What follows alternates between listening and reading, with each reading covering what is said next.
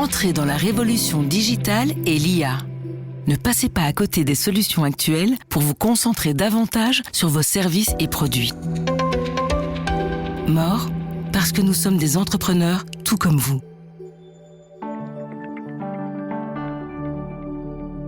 Je vous propose un petit peu de changement cette semaine pour ce nouvel épisode du Regard décalé. Hamid Feljaoui prend quelques jours de vacances bien méritées. Je me rends donc chez Bruno Coleman pour lui soumettre quelques grands faits d'actualité et avoir son regard décalé. Cette semaine, nous allons évidemment évoquer cette paix dans le monde souhaitée par Donald Trump et son bras de fer avec Vladimir Poutine, les conséquences que ça a en Europe, entre autres, et pour la Belgique, l'air de rien. Et puis la Belgique, parlons-en, ce budget qui ne parvient pas à aboutir, les négociations patinent et le vice-premier ministre Maxime Prévost n'hésite même plus à parler d'une chute possible du gouvernement. Alors qu'en pense Bruno Coleman? Eh bien, bienvenue dans ce nouvel épisode.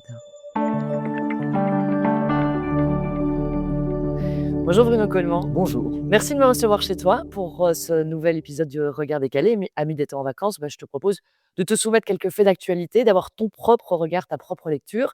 Un sujet qui, je le sais, te passionne, Donald Trump. Tu en as encore fait un livre tout dernièrement. Donald Trump qui, en ce moment, a un peu les mêmes rêves que les Miss, un monde en paix. Il intervient dans chacun des conflits qu'on connaît au niveau mondial. Est-ce que c'est réaliste? Est-ce qu'il a vraiment le poids pour, à ce point, dire: «Je vais ramener la paix dans le monde»? Oui, Donald Trump est dans une logique narcissique. Il veut être considéré comme le meilleur président américain, meilleur que George Washington et même que Lincoln, qui a mis fin à la guerre de sécession. Et aujourd'hui, il se veut en prix Nobel que d'ailleurs Obama avait pu obtenir il y a quelques années.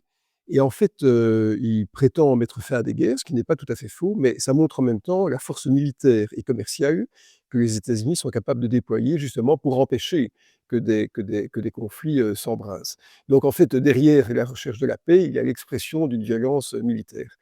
Mais l'autre chose qui est plus inquiétante et plus occulte, c'est qu'en fait, les États-Unis ont toujours résolu la violence interne à leur système sociopolitique par le fait de lancer des guerres à l'étranger pour aligner les Américains sur des buts communs, vers des ennemis communs. C'était le Viet Cong pendant la guerre du Vietnam, c'était Osama Ben Laden, c'était Saddam Hussein. Et donc ça permet d'aligner un peuple qui finalement jeune, derrière des causes qui semblent honorables et qui permettent en fait de dissiper la violence inhérente à leur économie. Or, ce que Donald Trump fait aujourd'hui, c'est qu'il met fin à des guerres à l'étranger, mais il désigne des ennemis de l'intérieur. Donc en fait, il désigne les démocrates, les Antifa, toutes les personnes qui auraient pu être des woke, en tout cas contre lui, comme étant les ennemis de l'intérieur, avec évidemment l'ambiguïté d'avoir des ferments de dissension civile, parce que qui est contre qui, c'est très difficile à dire. D'autant plus que quand on parle d'Antifa, et sans que ce soit nommé, eh bien on n'est pas capable de dire qui est effectivement la personne qu'on doit combattre. Et donc il y a un malaise interne qui est créé au sein des États-Unis et que Trump est en train d'entretenir. Et je crois que le paroxysme de cette guerre intérieure, ce sera en fait un quasi-coup d'État, parce qu'on ne peut pas imaginer que le Trumpisme se termine avec Trump. Alors, l'air de rien, Trump, est son petit stratégo, je dirais actuellement. En ce moment, il est très avec Vladimir Poutine, convaincu qu'un entretien avec Vladimir Poutine va mettre fin à ce conflit qui dure quand même maintenant depuis plus de 4 ans. Ça n'a pas l'air de fonctionner vraiment comme il le souhaite. Il y a un peu une guerre d'ego, j'ai le sentiment de ce côté-là. Mais l'air de rien, cette guerre d'ego, ça a aussi des implications sur le reste du monde. Là, il décide de mettre sur liste noire, les plus gros exportateurs de pétrole, russes. Formidable, mais le reste du monde, ils ont leur mot à dire ou pas? Mais on a peu de choses à dire parce qu'on se rend compte que progressivement, on rentre dans un monde qui n'est plus globalisé pour commencer, qui devient multipolaire avec la Chine et les États-Unis qui sont les deux principaux protagonistes, la Russie qui est un ennemi ami avec des relations assez compliquées, mais il ne faut pas oublier que la Russie touche les États-Unis au niveau de l'Alaska, donc ce sont deux pays qui sont en fait éloignés dans l'apparence de notre géographie, mais proches dans la réalité géographique globale. Et donc, c'est une pièce mobile dans une grande négociation que Trump veut mettre en œuvre. Mais il y a une chose qui est certaine, c'est que les Européens, dans ce stratégo que vous citiez, seront perdants partout.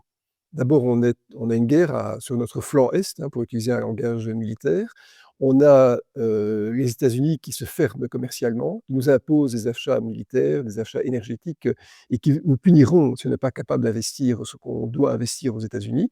Et puis, d'autre part, la Chine, le troisième protagoniste, qui va déverser ses excédents de production sur l'Europe, à des coûts, bien sûr bradés avec du dumping et donc ça va contribuer à la désindustrialisation américaine. Donc tant les États-Unis que la Chine, en fait détruisent notre industrie. D'abord parce que Trump, veut qu'on s'installe chez eux Mmh. et d'autre part, le vide qui est laissé par, nos industries est pris par la Chine. Alors l'air de rien, l'Europe, elle essaie quand même de garder la tête haute, hein, dans toute, cette histoire géopolitique puisque là, elle vient de lancer, un super plan financier limite bancal quand même. Tu me donneras ton avis, mais l'objectif étant d'utiliser les avoirs, russes qui sont gelés, la plupart étant aussi en Belgique et là, on a déjà Bardo-Wever qui monte au créneau en disant: «Attendez, moi j'ai pas envie que la Belgique soit la seule cible derrière, il y a intérêt à ce qu'il y ait des garanties conséquentes». Est-ce que le plan de l'Europe, c'est vraiment, «Non, non, oui, on est fort, on est là et on nous aussi on intervient» ou c'est vraiment juste pour, bah, se donner une contenance au milieu de ce conflit géopolitique où on a l'impression qu'elle a perdu la main? C'est un problème très compliqué parce que geler des actifs, étrangers, ça signifie que nos actifs pourraient être un jour gelés dans d'autres configurations politiques, première chose. 2e chose, Euroclear est une entreprise privée, bien qu'elle soit sous tutelle, publique. Mais je pense que Bardo Wever a tout à fait raison, parce que si ces actifs sont gelés et que nous sommes désignés par les Russes comme étant l'ennemi qui a autorisé le déblocage des avoirs, et nous serons désignés, puisque Bardo Wever s'y opposant maintenant, si à un moment il doit faire marche arrière, quelles que soient les garanties, c'est parce que nous avions le pouvoir de nous y opposer et qu'on ne l'a pas fait. Et je pense que nous serions en état de guerre peut-être larvé avec la Russie, dans des proportions plus importantes que maintenant, avec certainement des mesures de revanche qui vont être mises en œuvre. Je ne serais pas du tout étonné qu'on soit assailli de cyberattaques dans différents domaines si nous faisons ça. Donc je crois que Bardo-Wever a tout à fait raison d'être prudent, mais que même s'il cherche une solidarité auprès d'autres pays, la Belgique sera désignée comme étant le pays qui a autorisé le déblocage des avoirs. Donc c'est aussi grave, à mon avis, que quand on a débloqué, ou en tout cas désengagé la Russie de SWIFT, qui est en fait le système des messageries bancaires. Donc on n'a pas vu dans l'histoire contemporaine, en tout cas du siècle dernier, beaucoup de situations où des actifs ont été bloqués par des pays qui n'étaient pas directement en guerre.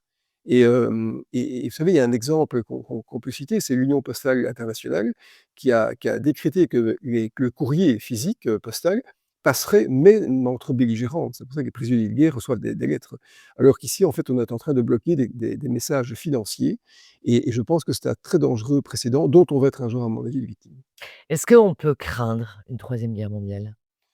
Je ne crois pas qu'on aura une troisième guerre mondiale, on a des foyers de guerre qui vont être évidents et il y aura une certaine concomitance dans ces guerres. Il y aura moi, je situe tout ça en 2028 parce que 2028, c'est un point de paroxysme en termes d'abord écologiques et climatiques, qui est d'ailleurs mesuré par différents savants et des personnes tout à fait crédibles et parce qu'en fait, il y a 3 pièces mobiles qui pourraient se mettre en œuvre. Il y a d'abord, Taïwan qui pourrait être envahi par la Chine Mmh.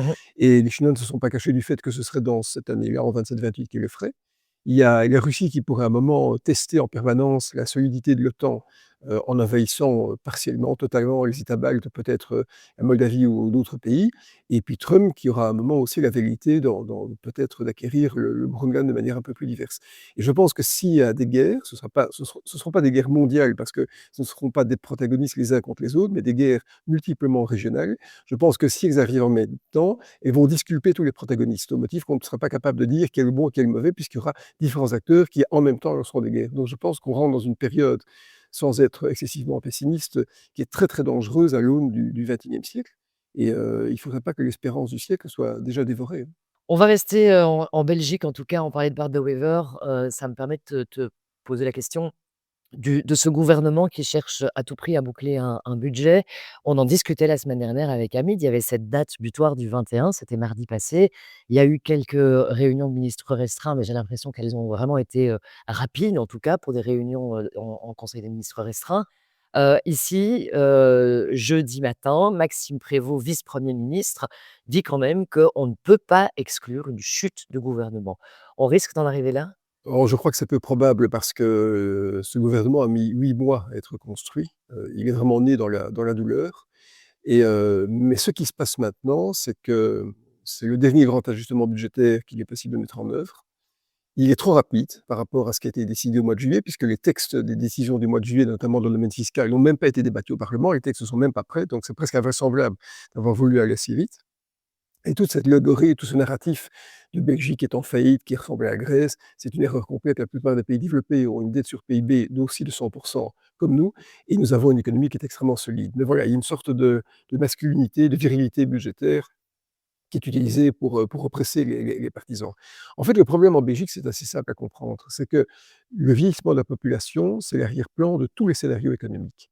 Et en fait, les cotisations sociales qui sont censées financer les prestations sociales, donc soins de santé, INAMI, pension et chômage, les cotisations sociales sont insuffisantes pour financer les prestations. C'est l'impôt qui, quasiment pour 50 finance les prestations sociales. Avant, on appelait ça le financement alternatif de la sécurité sociale. C'était il y a 15 ans, mais aujourd'hui, c'est évidemment un courant gigantesque. On va dire, une mer d'impôts qui finance les prestations sociales. Et donc, il y a une ambiguïté complète à dire qu'on ne veut pas lever des impôts, alors qu'on doit payer ces prestations sociales en application de ce qu'on appelle la solidarité intergénérationnelle. C'est une ambiguïté. Alors, on peut bien sûr casser le modèle social belge et dire, voilà, bah, on coupe dans les pensions, on remet des gens, et ça c'est très bien, au travail, on limite le chômage de longue durée et les maladies de longue durée, c'est très très bien aussi, parce qu'il faut remettre des gens positivement au travail, mais à un moment, on ne pourra pas garder cette équation de dire on ne veut pas augmenter les impôts tout en gardant l'État social, puisque l'État social est financé par l'impôt. Et ce qui se passe maintenant, c'est que comme il n'y a pas de réflexion de fond, il n'y a pas de cadre conceptuel, en fait, on a des partis maintenant qui sont nerveux pour des mesures en fait d'une très très faible amplitude. On parle de 10 milliards. C'est pas beaucoup 10 milliards finalement. C'est un montant assez réduit. On parle de 2% du PIB, en plus étalé sur les 4 années qui viennent.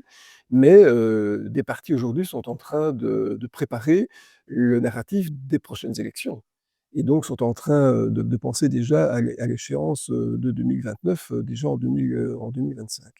Et ça veut dire qu'il y a un problème au niveau de notre structure et de notre système politique. Si on en est aujourd'hui à avoir une Belgique qui est bloquée parce que des politiciens ne parviennent pas à se mettre d'accord dans le seul objectif de bien paraître aux prochaines élections dans quelques années, ça veut dire qu'il faudrait repenser totalement le système politique, en fait. Beh, c'est-à-dire qu'on a dévoyé complètement le système politique parce qu'aujourd'hui, la Belgique n'est plus dirigée par un gouvernement, elle n'est plus, ce gouvernement n'est plus surveillé par un parlement, puisque les parlementaires doivent suivre des consignes de vote. En fait, la Belgique est dirigée maintenant par des présidents de partis.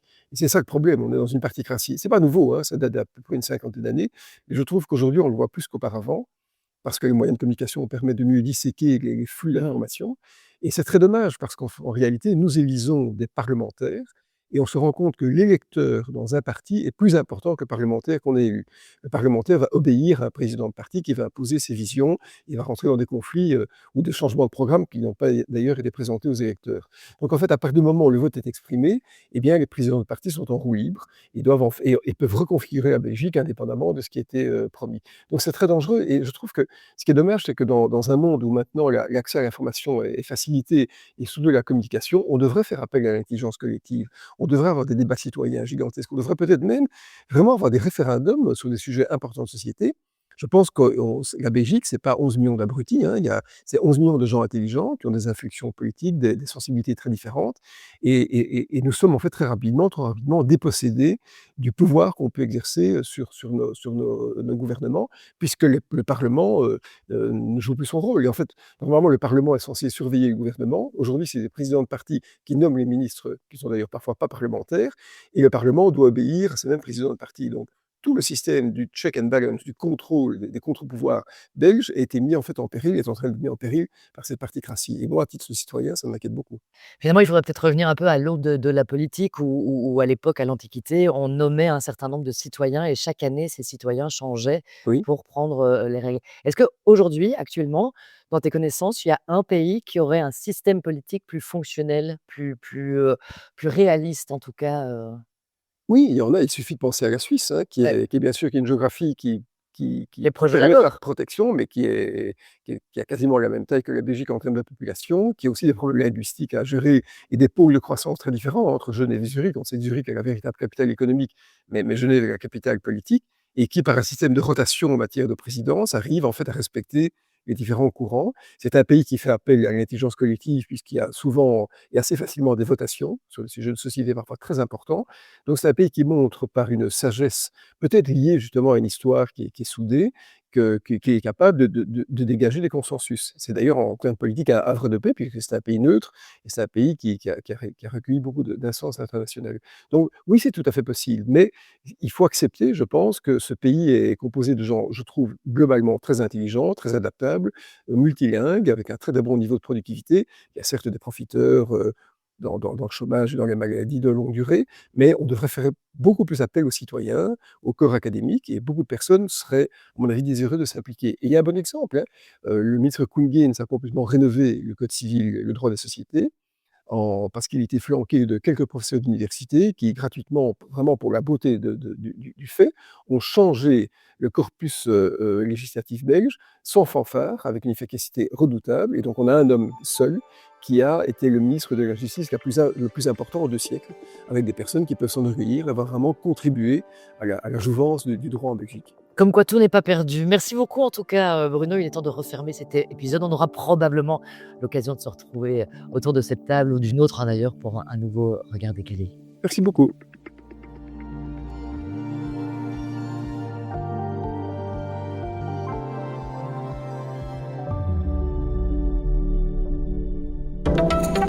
Entrez dans la révolution digitale et l'IA. Ne passez pas à côté des solutions actuelles pour vous concentrer davantage sur vos services et produits. More, parce que nous sommes des entrepreneurs tout comme vous.